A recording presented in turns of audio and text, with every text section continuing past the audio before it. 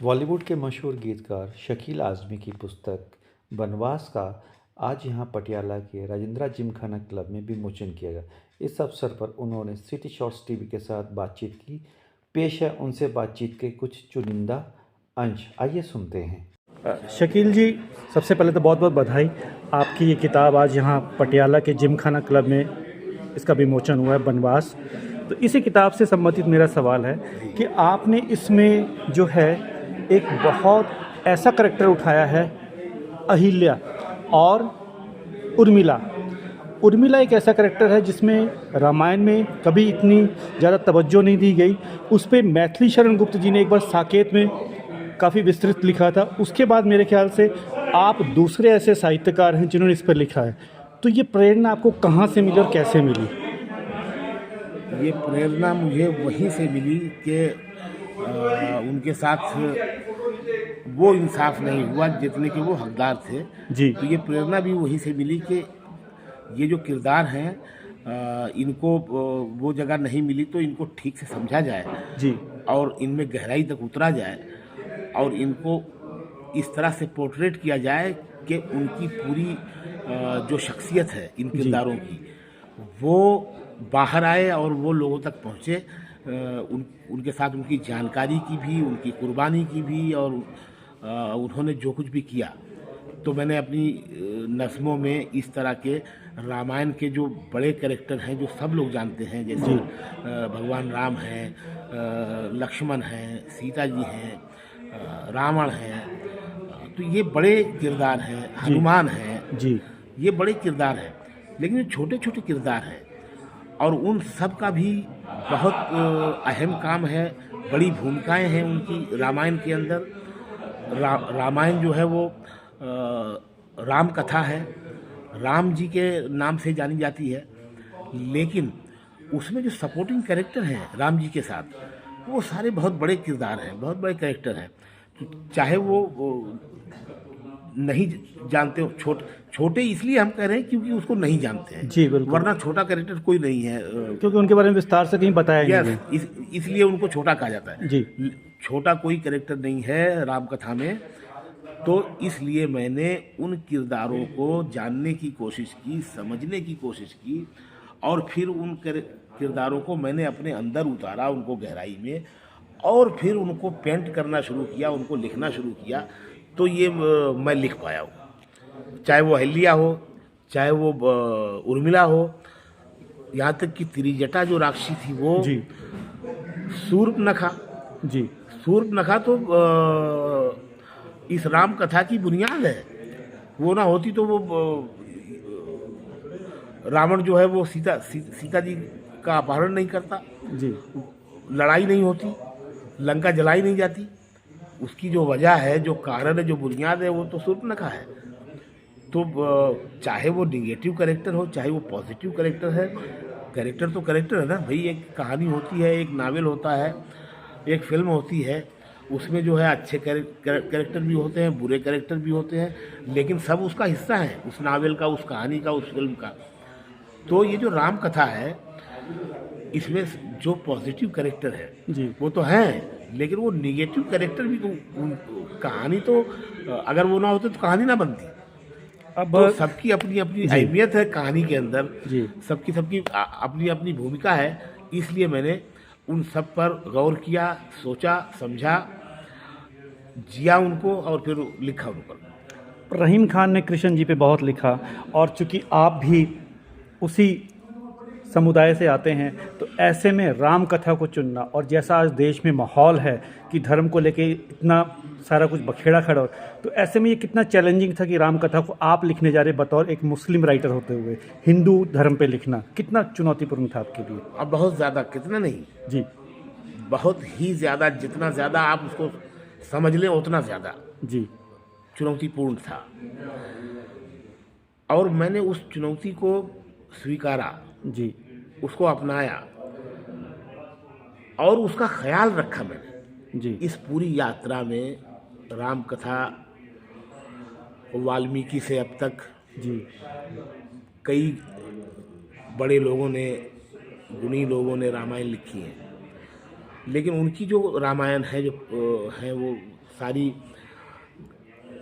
कहानी के ज़रिए, कथा के माध्यम से कथा कही गई है। जी मेरी जो रामायण है वो किरदारों के ज़रिए से कहानी कही गई है, किरदारों के ज़रिए से। जी अब जाहिर है कि ये माइथोलॉजी है, ये एक बहुत बड़े धर्म, पूरे सनातन धर्म का की आस्था है उस रामायण में। जी तो मैंने इस बात का ख्याल रखा है पूरी तरह कि किसी की आस्था को चोट ना पहुंचे।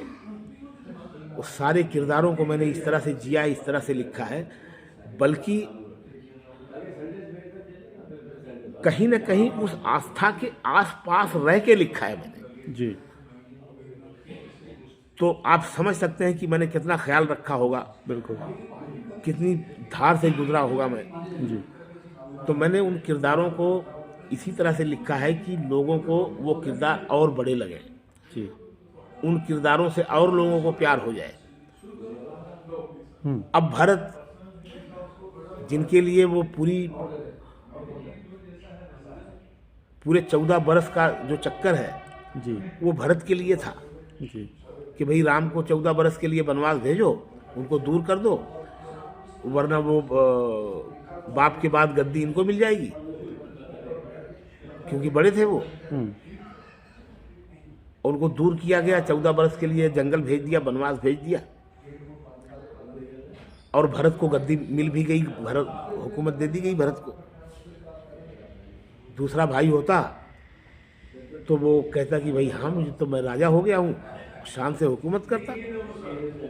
लेकिन भरत का कैरेक्टर देखिए आप, भरत ने इनकार कर दिया, मुझे नहीं चाहिए, वो तो भैया का हक है।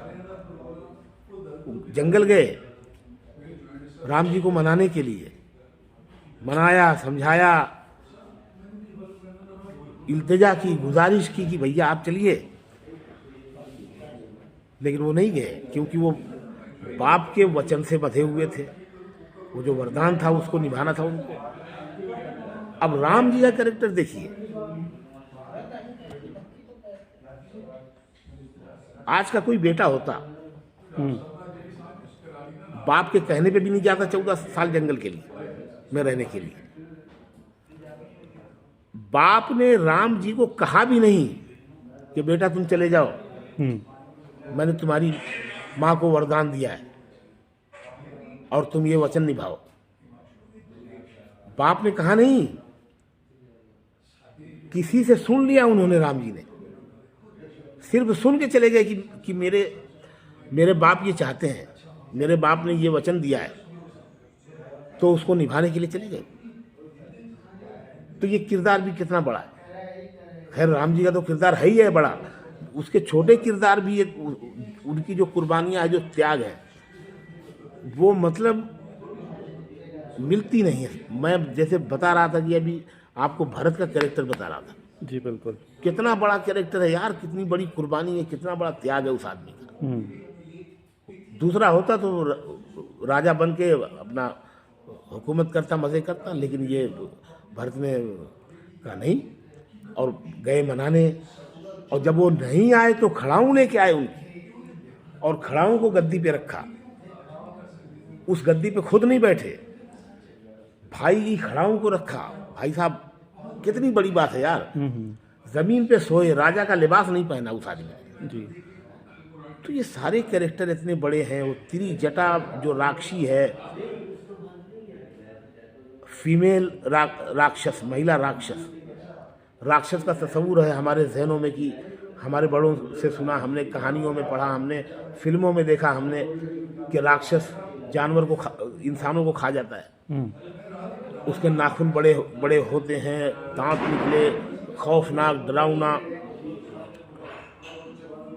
अब वो राक्षी त्रिजटा फीमेल राक्षस,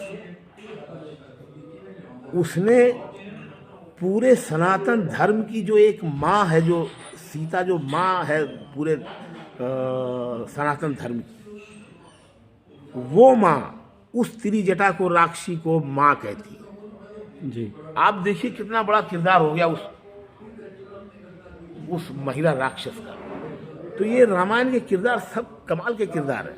ये तो होगी आप किस किताब की बात। अगर जी। आपके बॉलीवुड की बात करें तो आजकल क्या आ रहा है आपका नया बॉलीवुड में? बॉलीवुड में एक मेरी फिल्म आ रही है वर्चस्व, जी एक फिल्म आ रही है वुमन पावर, जी एक फिल्म आ रही है हरमन बावेजा साहब प्रोड्यूसर हैं, जी और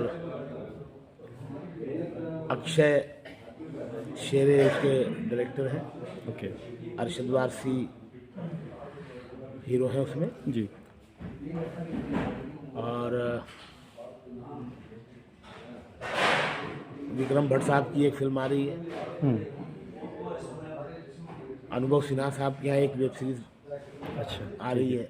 ऐसे हैं कई जी। प्रोजेक्ट। अब माना जाता है कि जो साहित्यकार होता है वो सरकार को एक आईना दिखाता है, और इस साहित्यकार जो होता है सरकार को सही आईना दिखाता है, और पत्रकार का भी यही धर्म है। लेकिन मौजूदा दौर में ये चीज़ें गायब हो चुकी हैं। इस मामले में राहत इंदौरी काफ़ी हद तक सीधे सपाट बोलने वाले, ऐसे में आप अपना रोल कैसा पाते हैं? देखिए, शायरी और डायलॉग, जी